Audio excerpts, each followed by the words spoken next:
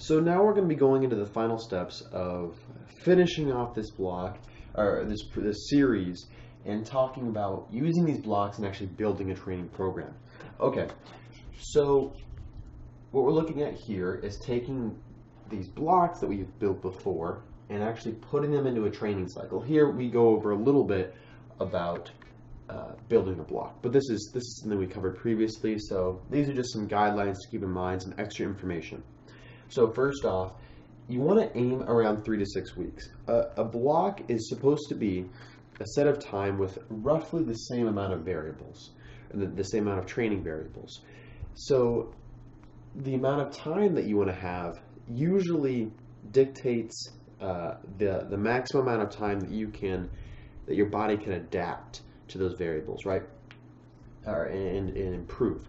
So if you're a more advanced lifter, you're going to need a shorter time for these blocks, because what's going to happen is your body's going to get used to doing 3 sets of 6 a lot faster than a beginner is going to get used to doing 3 sets of 6. I mean, even if you're a flat-out beginner, like we covered, you don't need to be doing this. So an intermediate is going to get used to 3 sets of 6 a lot slower than a more advanced person would be. So the 3 to 6 type week guideline is saying maybe for some lower end of the intermediates, maybe 6 weeks is a good time to aim for, because you could still gain all these kinds of adaptations from doing the same types of sets and reps in 6 weeks. But for somebody, say, that's more advanced, higher totals, getting up the 1,500 total, something like that, then 3 weeks, it could be good. You could even be pushing it. I know some people that they have to constantly change those variables because their body just gets used to it. So you want to try to keep that guideline. And what I said here, variables are the same, plus or minus, is the thing is with these variables, like I think we've talked about before, is while they are roughly the same, they're not going to be exactly the same. So you're not going to have the exact same sets and reps every single workout, but it's all roughly in the same type of guideline. And even I would recommend that you would say the same sets and reps, just so you can get an idea for how these certain blocks work for you. As you get more advanced and become more experienced, then you can experiment and mess around with the amount of sets and reps. And that's just something that appeals to the individual, and that changes to each person and how they best work out. So, and of course, it's about finding that balance. So trying to figure out for yourself the best mix of variability and keeping it the same. It's balancing that scale out and finding the right equation. It'll feel like you can never find it. And you want to be impatient and jump around, and you want to try different things. But lifting's a long game, okay? It's a long run. It's not a sprint. It's a matter of learning yourself and understanding and becoming more experienced. If you get injured because you are irresponsible or something, then you're out of the game. Or at least it'll make your recovery time a lot longer. Now we're going to look into building a training cycle. So a training cycle is going to contain around 2 to 6 blocks. This is even larger than the 3 to 6 weeks. Since these blocks make up your training cycle, you want to try to keep them in a reasonable amount of blocks. Because, I mean, you could go on forever, like 20 blocks, right, in a training cycle. But typically we consider training cycle roughly around a year, maybe even half a year, depending on if maybe you're a power lifter, maybe a 12-week program, something like that. So you don't want to keep it too long, just for the sake of keeping things straight and organization. So 2 to 6, and I say no less than 2 because that's not even a training cycle. It's just like, as its own unit, it's so small it can't even be considered something larger. So 2 to 6 blocks is what I would recommend you keep it at, of course, up for debate, and you can do what you like. But 2 to 6 is a good recommendation. Now, to keep in mind is you have to understand the program purpose, and that also determines the length.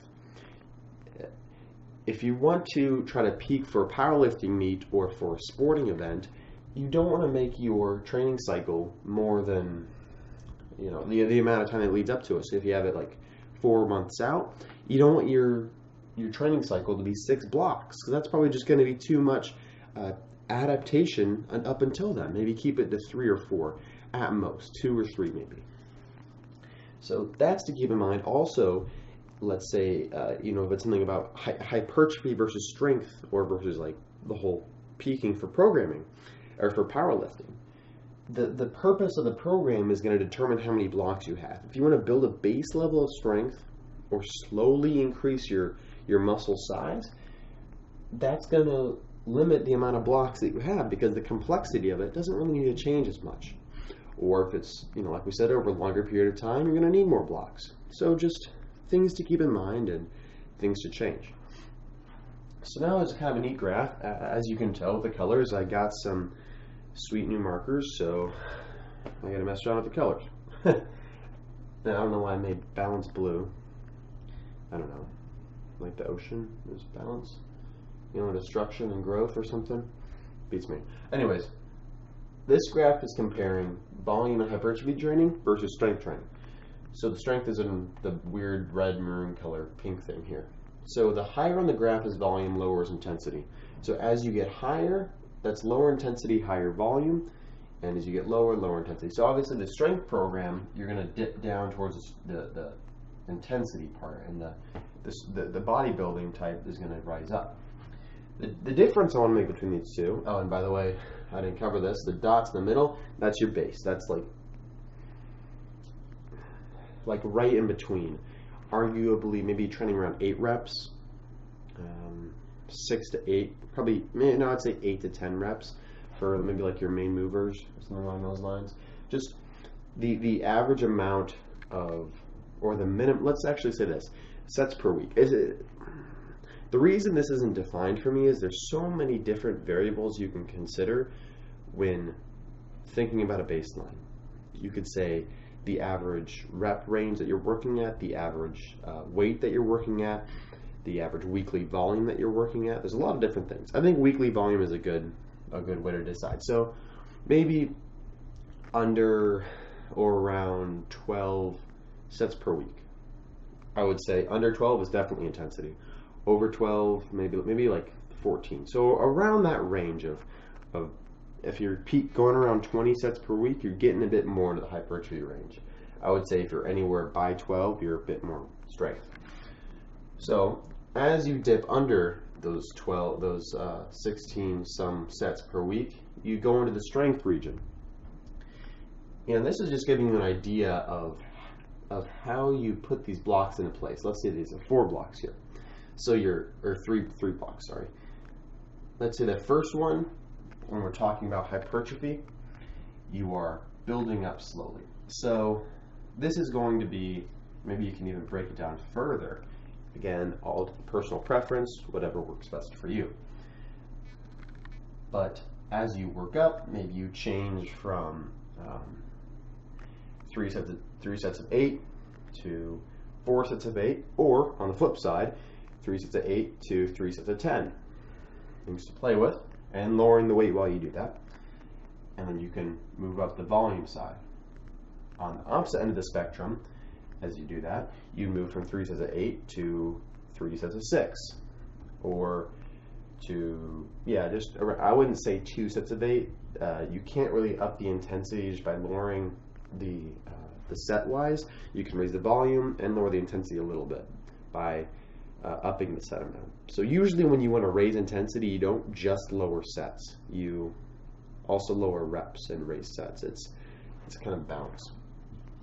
So changing the volume on here, and getting around this point is when you want to try to milk the adaptations that you can at the opposite end of the spectrum. But eventually, you're going to need to compensate back, and you're going to need to give your body some time to recover, and to throw in the extra variables in there to kind of mix it up and make your body keep trying to adapt. And that's when you move back towards baseline, and then you can either do another cycle or maybe go on the volume side and build some muscle. So that's just to give you an idea of how you would kind of throw these blocks in there.